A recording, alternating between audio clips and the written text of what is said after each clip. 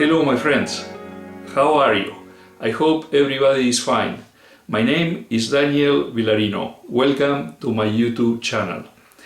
If you recall from the two previous videos, I have been working with this ball gouge. It came from factory with an angle in the profile of 43 degrees and it had a conventional grind.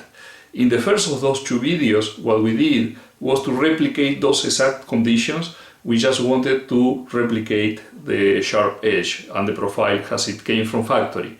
In the second of those two videos, we decided to modify the angle and take it from 43 degrees to a 60-degree angle in the profile while maintaining the conventional grind. In this video, I think I am going to stop doing mischief to this poor ball gouge and take it to its final shape, which is going to be an Irish grind with an angle of 60 degrees. In order to work this Irish grind, I'm going to remove a lot of material from the sides of the gouge. That means that I'm going to start working with the 80 grit wheel first until I get the profile to the shape that I want, and then I will move it to the 220 grit wheel so that I can give it the final sharp edge. In the previous two videos, when I was working on the conventional type of grind, if you recall, I have been using the jig on the first mark here. That means that the angle between the body of the gouge and the leg of the jig was an angle that was very small. In order to take this to an Irish grind or a fingernail grind, we have to increase this angle. So what I am going to do is move it from the first position to the fourth position. With that, we should be able to get an Irish grind. I will work with it, see how it goes, and then, depending on the conditions, adjust accordingly. In the previous videos, we gave a lot of attention to the profile and also to the angle here, but I didn't mention too much about the way the edge is on the top when we look at the gouge from the side. And it is important that that edge has a slight curvature towards, how to say, with the belly of the curve towards the ceiling rather than to have it with the belly towards the floor, or a straight line, either that or a slight curvature to the top, but not to the bottom. Because if we have a curvature to the bottom, what is going to happen is that we are going to have a point of contact in the tip, and then we are going to have another point of contact at the end of the wings, and that will probably produce some tool marks on the work and will not make a very effective cut. While if the line is a straight line or it has a slight curvature towards the top, then we are okay. So that's today's project. I hope you enjoy it. Let's get to work. The first thing that we need to do is to modify the angle between the body of the gouge and the leg. Right now it is in the position number 1. You can look at that there. So it's a narrow angle. I'm going to make it wider, so I'm going to move it to the position number 4.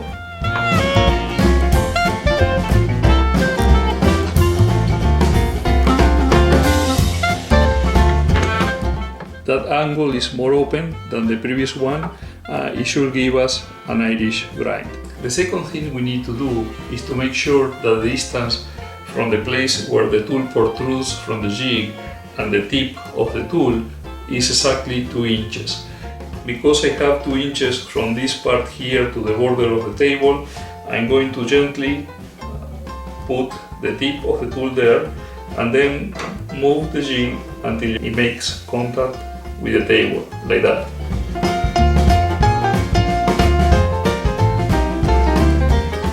In that way, I make sure that this distance is 2 inches and is easily replicated.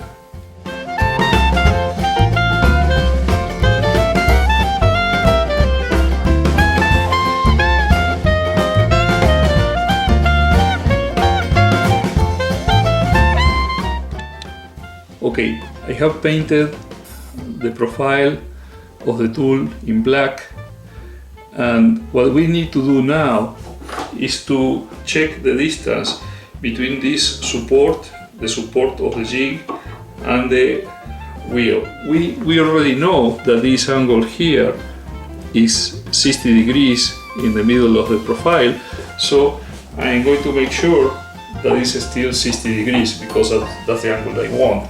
So I'm going to make it to have contact there with the wheel, and then I'm going to turn the wheel by hand to scratch the black paint, and the bright mark, if the bright mark goes from the heel to the nose, that means that we are exactly at 60 degrees because that's the angle we already had there.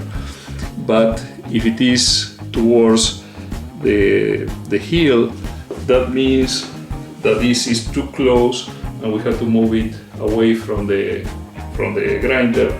And if it is towards the nose, then it means that this pivot point is too far away and we have to move it a little closer to the grinder. So I'm going to make the mark right now and see how that works.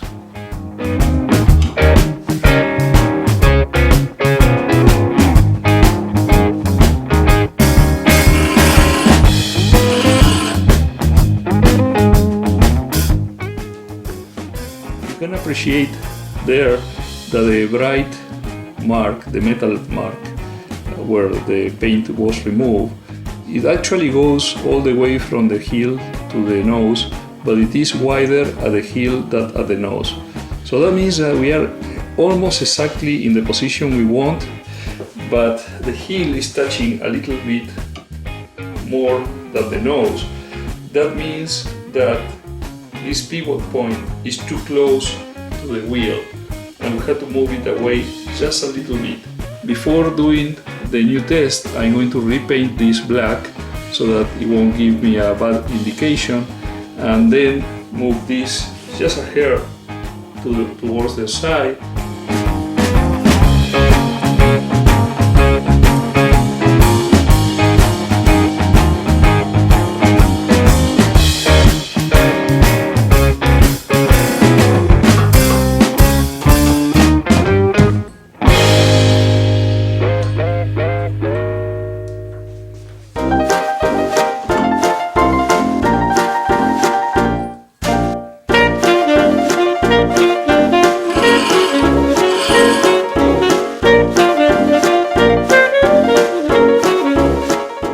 See now the bright metal mark goes all the way from the heel to the nose and is pretty even.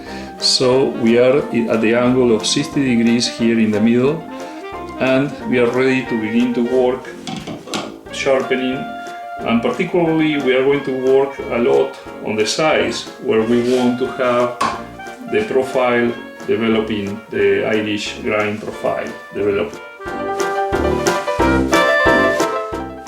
Don't forget to use the mask.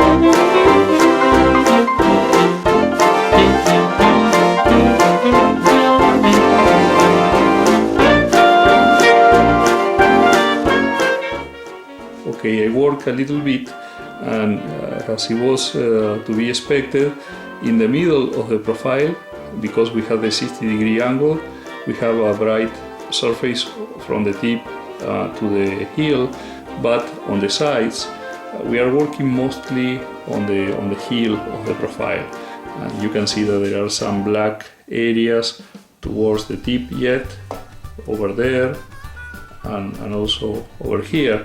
Those parts are not going to disappear until we have removed more material on the sides. So that's what I'm going to do now, and you will see how slowly those black marks are going to disappear once we get closer to the profile that we want.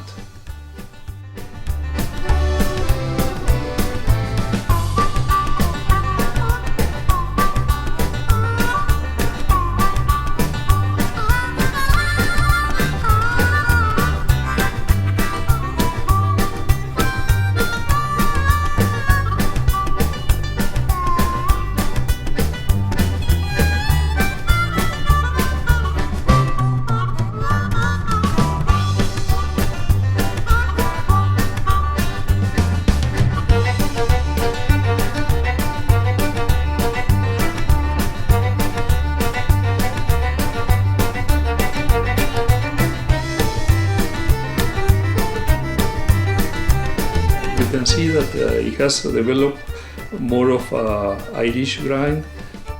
There are still some black parts there, but on this side it's almost gone, and on this other side I think it's gone completely. However, the profile it has, even though it looks a little more like an Irish, is still not with the wings so much to the sides. So I think what I'm going to do is to modify the position of the angle once again.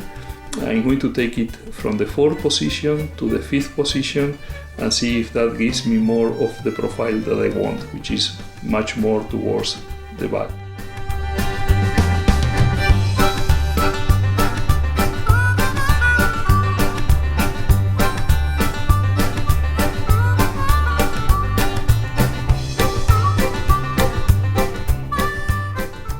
Because I have changed the angle between the body of the tool and the leg of the jig, I need to recheck the position so that I can make sure that this angle here in the tip of the profile is still 60 degrees.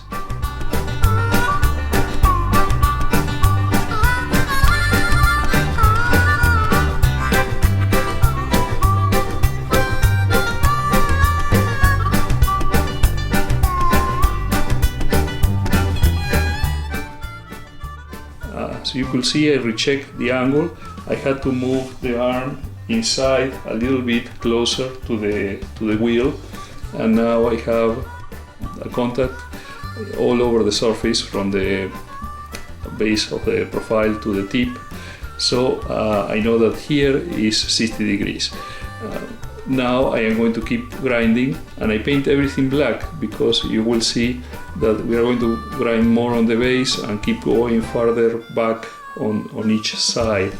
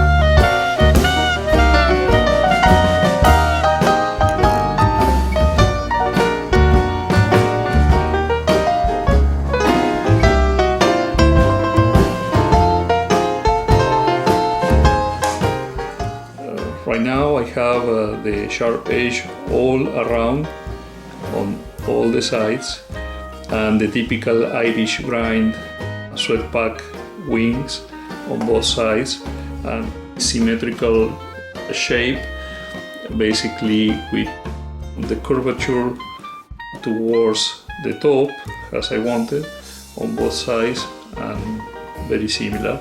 So right now I think I have the sharp edge that I want and the profile that I want. I am going just to paint it black all around, take it to the 220 grit, make the setup there so that I can give it the final touch up with that wheel.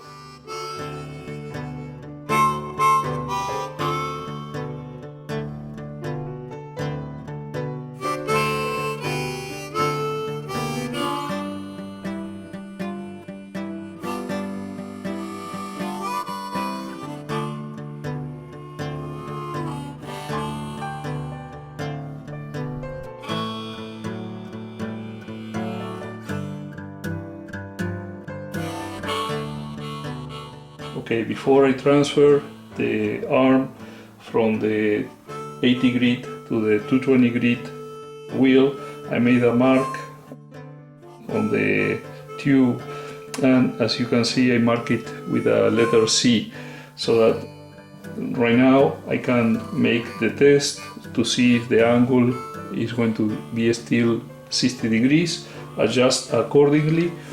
And one of the important things that I had to do is to make sure that the distance is still 2 inches from this place to the tip.